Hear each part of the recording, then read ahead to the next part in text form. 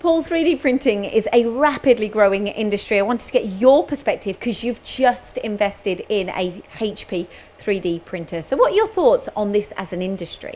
It's definitely a growing industry. We think it's got lots of potential for growing. We very much see it as a very complementary process, sort of in between subtractive and injection moulding. So you're telling me that you don't think it's there to replace that process, but No. it's to complement? Absolutely, yeah. So we have quite a lot of experience in injection moulding, and we definitely don't think it can compete cost-wise when parts go up past their thousands, and if you're going to be producing exactly the same thing, part cost doesn't really come into play.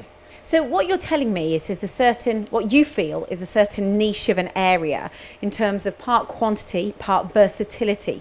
So what would you say works for you and your business? Because you're making parts for bikes.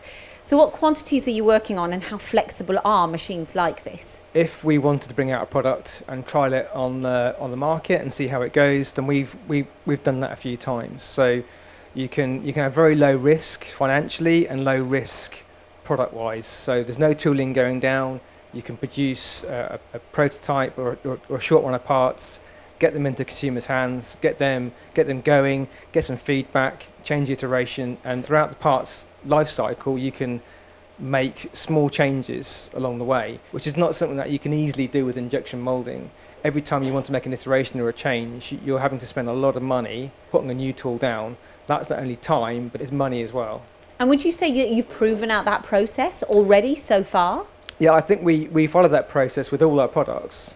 We test them in the market, we change them, we make them stronger, we make them lighter, we can make them fit better. Tolerance-wise, we're always tweaking tolerances to get them tighter and tighter. That's one of the biggest benefits that we find. So ultimately then, is this the future, and are there still improvements that you can see in your eyes yet to still be made?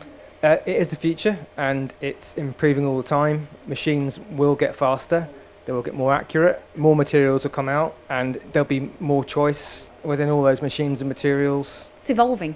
Yeah, all the time.